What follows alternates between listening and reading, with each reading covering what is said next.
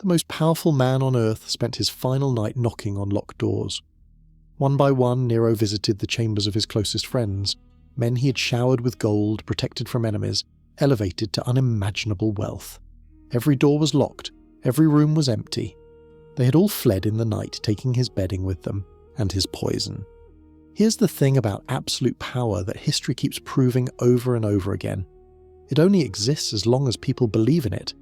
The moment they stop believing, you're not an emperor anymore, you're just a man in an empty palace, calling out into the darkness, receiving no answer.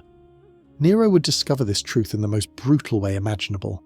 Within 48 hours of that lonely night, the ruler of the known world would be hiding in a slave's room, covered by a dirty cloak, drinking lukewarm water while joking about his own death. June 8th, 68, CE, Rome. Nero was 31 years old. He had ruled for 14 years, longer than most Roman emperors would ever manage. He had killed his own mother, murdered 2 wives, executed senators by the dozen, built himself a palace so obscenely extravagant that later emperors would tear it down out of sheer embarrassment. And now, on this particular night, he couldn't find a single person willing to help him die. The man who had ordered countless executions couldn't bring himself to drive a dagger into his own throat. He would need his secretary to do it for him, and those final moments, recorded by witnesses who were actually there, remain some of the most pathetic and disturbing in all of Roman history. This is how absolute power really ends. To understand how Nero ended up crawling through brambles in the middle of the night, we need to go back a few months, to when the cracks in his empire first became impossible to ignore. By early 68 CE, Rome was starving, not metaphorically, literally starving. The grain supply system that fed the city had collapsed, and while multiple factors contributed to this disaster, storms that sank ships, a fire at Ostia that destroyed stockpiles, the Great Fire of Rome 4 years earlier that burned stored grain, there was one factor that overshadowed everything else. Nero had bankrupted the empire. His spending was legendary, and not in a good way. The Domus Aurea, his golden house, sprawled across 2.6 square kilometers of Rome. That's roughly 640 acres of palatial excess, featuring hundreds of rooms decorated with gold, gems, and mother of pearl. Rotating dining rooms, artificial lakes, gardens that stretched as far as the eye could see. The whole thing was built in just 4 years through relentless labour, and it consumed resources that should have fed the populace. But the Golden House was just the beginning. Nero threw games and spectacles that drained the treasury. He staged naval battles for entertainment. He forced senators and knights, Rome's elite, to fight as gladiators for his amusement. He gave gifts to his favourites that reportedly totaled over 2 billion sesterces. To put that in perspective, that's several times the entire annual military budget of Rome. When the money ran out, Nero got creative. He fabricated treason charges against wealthy citizens and seized their estates. He confiscated treasures from temples, and most dangerously, he did something that had never been done before in Roman history. He debased the currency. The silver denarius, the backbone of Roman commerce, was systematically reduced in silver content to stretch the imperial treasury further. The result was predictable. Inflation spiraled. A loaf of bread that once cost 1 denarius now cost 2 or 3. The common people, already struggling with grain shortages, watched their savings evaporate. Rome was angry, Rome was hungry, and Rome was about to turn on its emperor. Meanwhile in Gaul, a man named Gaius Julius Vindex had seen enough. Vindex was the governor of Gallia Lugdunensis, roughly modern-day central France. Throughout the winter of 67 to 68 CE, he had been quietly circulating letters to his fellow governors. His grievances were extensive, the excessive taxation crushing his province, Nero's systematic murder of senators, the emperor's shameful theatrical performances, his general unfitness to rule. When word of these letters reached Nero, the emperor's response was theatrical. "I have only to appear and sing," Nero reportedly declared. "He's to have peace once more in Gaul." It was the kind of arrogant dismissal that only a man completely disconnected from reality could deliver. Nero genuinely believed that his musical talents, the performances that Roman elites found humiliating and degrading to the imperial office, would somehow charm a rebellious province into submission.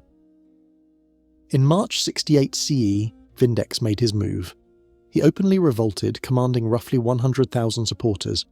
But here's what made his rebellion different from typical power grabs. Vindex didn't want to be emperor himself. Instead, he reached out to Servius Sulpicius Galba, the 70-year-old governor of Hispania Tarraconensis, Spain. Galba was everything Nero wasn't. Old, stern, respected by the military, a traditionalist who represented the old Roman virtues that Nero had spent 14 years trampling. At first, Galba hesitated. Then he received intelligence that changed everything.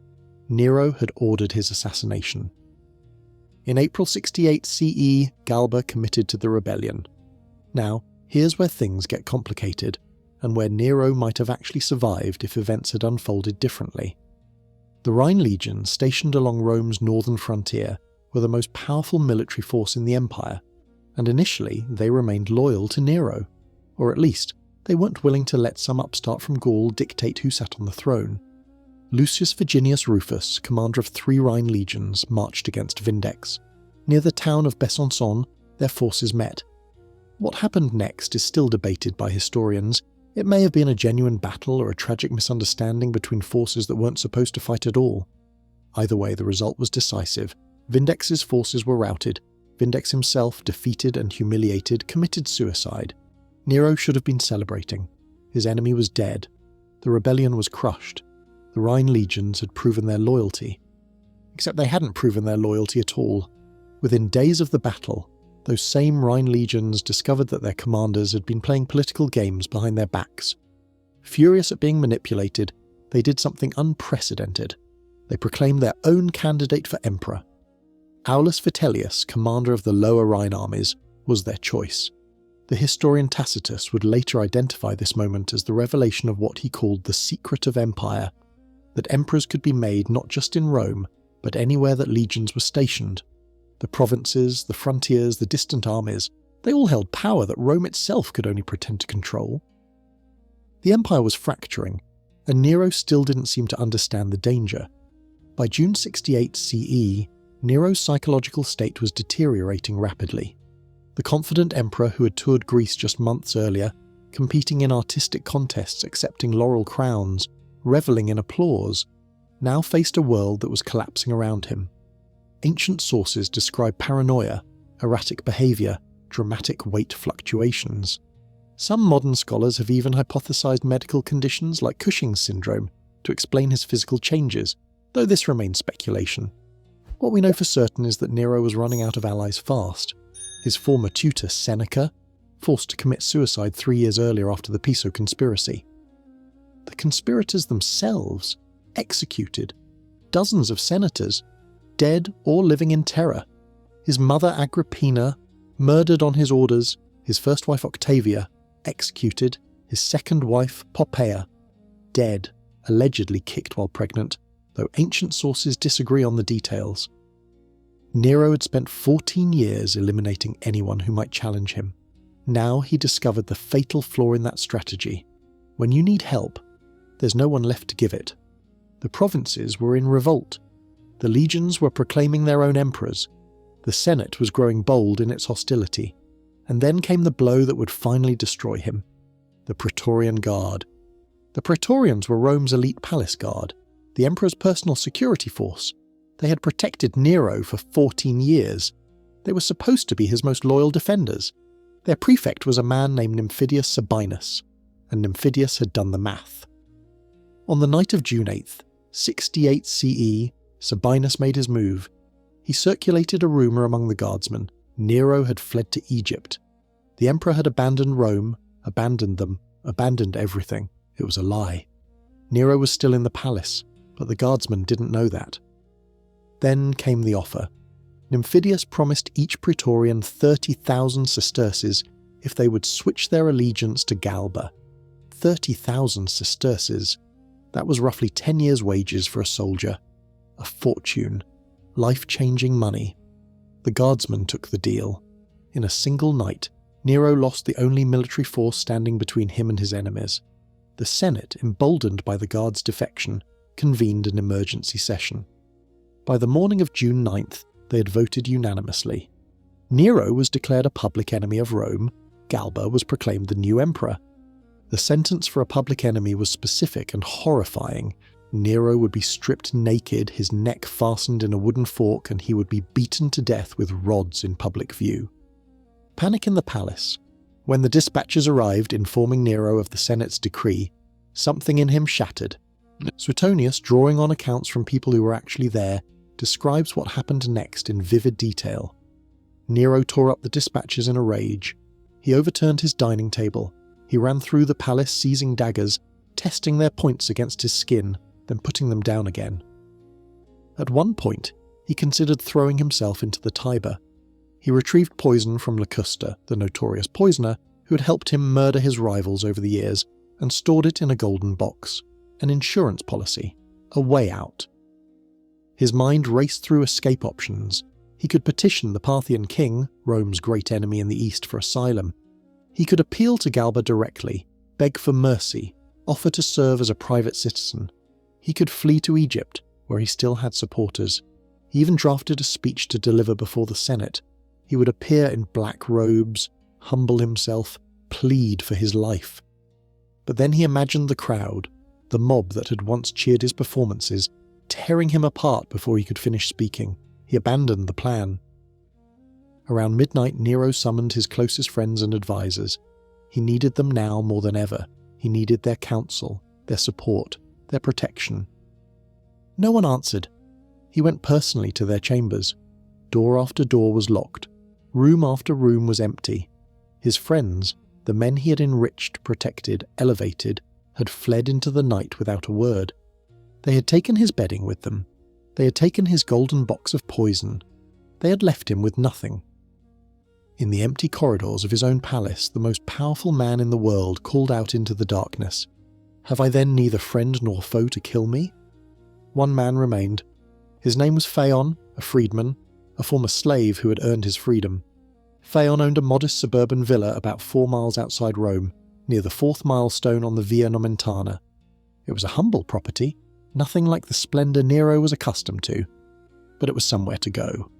Nero disguised himself as a fleeing slave, barefoot, simple tunic, a ragged cloak thrown over his shoulders, cloth covering his head, a handkerchief pressed against his face to hide his features.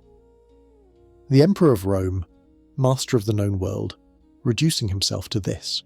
He rode on horseback with only 4 attendants. One of them was Sporus, a young man Nero had castrated and married in an elaborate ceremony, treating him as a replacement for his dead wife Poppaea, whom Sporus allegedly resembled. The journey was only 4 miles. It should have taken less than an hour. It felt like an eternity. The night was full of omens, or at least that's how it seemed to terrified men fleeing for their lives. An earthquake shook the ground beneath them. Lightning cracked across the sky. Along the road, they could hear soldiers shouting in the distance. "Long live Galba!" Nero's horse suddenly reared in terror. The cause was mundane but horrible, the stench of a corpse dumped by the roadside. In the commotion, the cloth covering Nero's face slipped away. A retired Praetorian soldier happened to be passing on the road. He recognized the emperor immediately, but instead of attacking, instead of raising the alarm, the old soldier did something almost sadder. He saluted. "Hail, Emperor!" The respectful greeting of a soldier to his commander, given to a man who was no longer emperor, no longer commander, no longer anything at all. It was a gesture of old loyalty that only emphasized how completely Nero's authority had evaporated. They rode on. When they finally reached Phaon's villa, Nero couldn't bring himself to enter through the front door. Too exposed, too dangerous. Instead, Phaon led them around back through a reed-covered passage. The Emperor of Rome crawled through brambles and thorns. Phaon laid down a robe to protect his feet, but the thorns still tore at his skin. When they reached a narrow excavation, a sandpit where Nero could hide, he refused. "I will not go underground while still alive." So they entered the villa through the back. They found a small dark room, a slave's quarters, with nothing but a simple mattress. Nero collapsed onto it and pulled an old dirty cloak over himself. He was hungry. They offered him coarse bread. The kind slaves ate. He refused it. He was thirsty. They brought him water, but it was lukewarm.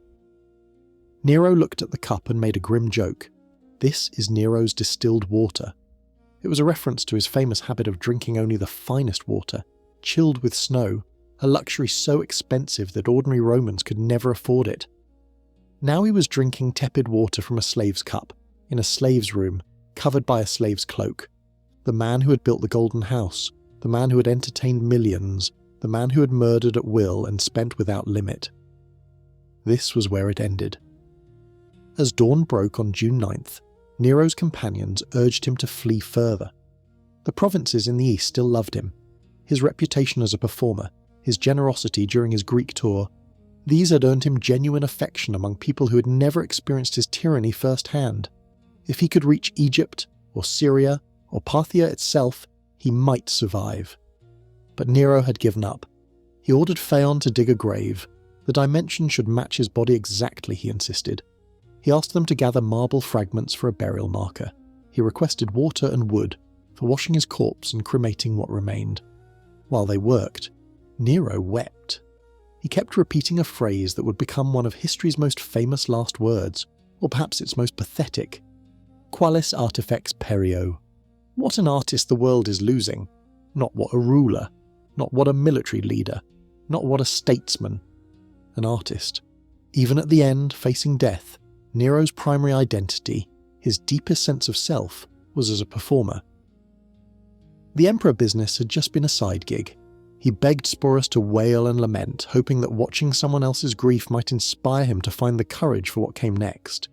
He talked himself through it, oscillating between despair and attempted resolve. To live is a scandal. This does not become Nero. Rouse thyself.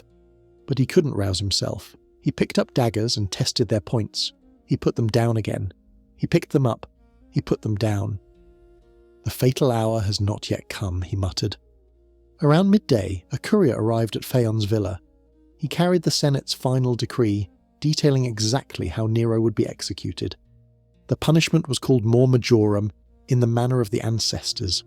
It was the ancient penalty reserved for the worst enemies of the Roman state. Nero would be stripped completely naked. His neck would be locked in a wooden fork, a forked piece of timber that immobilized the head. Then he would be beaten with rods until he died, in public, before a crowd. The emperor who had performed for adoring audiences would have one final performance, but this time he would be the entertainment, a naked, beaten animal dying for the mob's satisfaction. When Nero heard the details, something finally broke through his paralysis. Not courage exactly, but terror of the alternative. He grabbed a dagger, and then he heard something that froze his blood. Hoofbeats, coming fast, coming closer. Cavalry.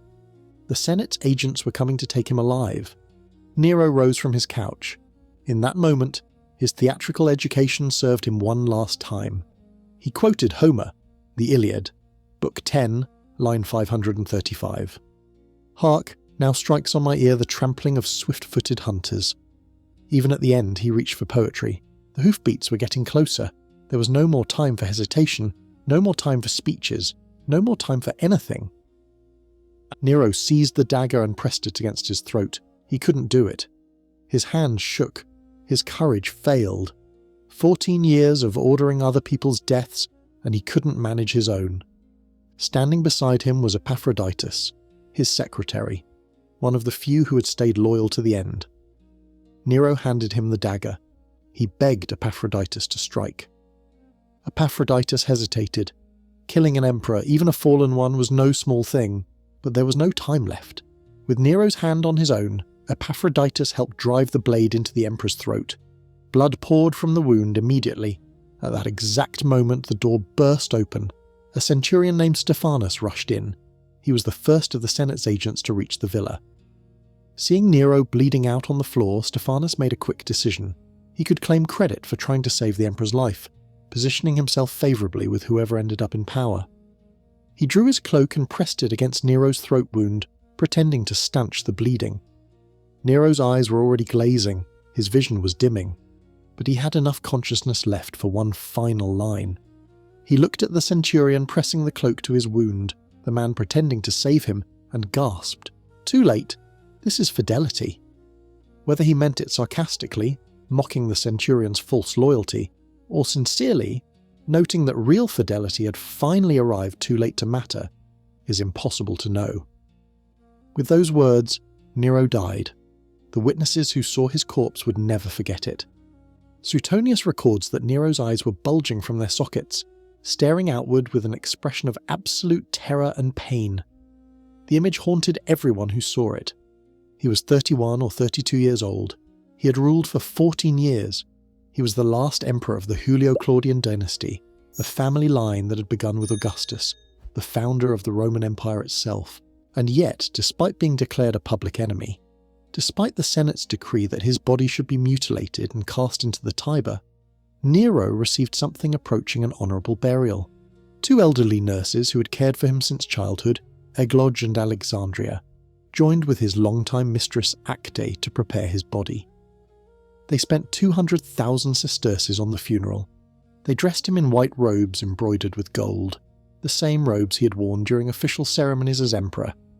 They didn't place him in the mausoleum of Augustus, where julio-claudian emperors traditionally rested. Instead, they carried him to a modest family tomb on the Pincio Hill, a private monument, away from the grandeur he had once commanded. His sarcophagus was made of porphyry, a precious stone. An altar of lunar marble stood above it. A balustrade of Thasian stone enclosed the site. For a condemned public enemy, it was remarkably respectful.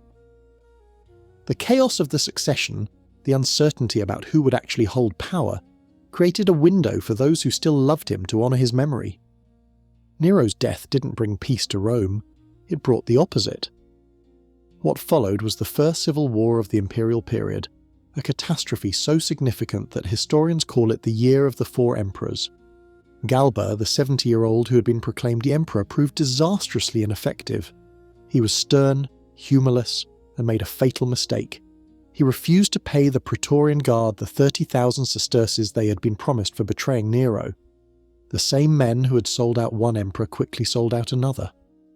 On January 15th, 69 CE, just 6 months after Nero's death, the Praetorians murdered Galba in the Roman Forum. They proclaimed Marcus Salvius Otho as the new emperor. Otho lasted 3 months. The Rhine legions, who had proclaimed Vitellius as their candidate, marched on Italy. At the Battle of Bedriacum in April 69 CE, Otho's forces were defeated. Rather than prolong the bloodshed, Otho took his own life. Vitellius ruled for 8 chaotic months before Vespasian's forces from the east defeated him in December 69 CE. 4 emperors in 1 year, civil war, the sacking of Rome itself, the burning of the Temple of Jupiter, one of the most sacred sites in Roman religion. The empire nearly tore itself apart. Countless soldiers and civilians died. The trauma would echo for generations. All of it traced back to that June night when a barefoot emperor crawled through brambles to hide in a slave's room. Here's the strangest part of Nero's story, stranger in some ways than his life or death. Within months of his suicide, rumours began spreading through the provinces. Nero wasn't really dead. He had escaped to the east.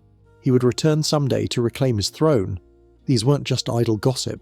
They were serious enough to cause political instability. The first pseudo-Nero appeared in 68 or 69 CE in Greece, the province Nero had loved most, where he had performed and competed and been genuinely popular. This impostor was a skilled musician who bore some physical resemblance to the dead emperor. He attracted enough followers to cause alarm before authorities caught and executed him. A second pseudo-Nero emerged around 79 CE, more than a decade after the real Nero's death. This one, named Terentius Maximus, was actually sponsored by the Parthian Empire. Rome's greatest rival saw propaganda value in keeping the Nero myth alive. A third pseudo-Nero appeared around 89 to 90 CE, again with Parthian backing. 20 years after Nero died in that slave's room, his name was still powerful enough to attract followers, inspire rebellion, and serve as a tool for Rome's enemies. The very fact that his death was witnessed by so few people, that it happened in an obscure villa rather than a public space, created a vacuum that rumour and hope rushed to fill. Nero spent his reign building monuments to himself, the Golden House, the colossal statue, the elaborate games and performances. In the end, he died in a room meant for slaves, covered by a dirty cloak, drinking lukewarm water, unable to kill himself without help.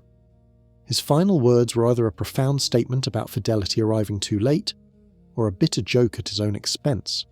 We'll never know which.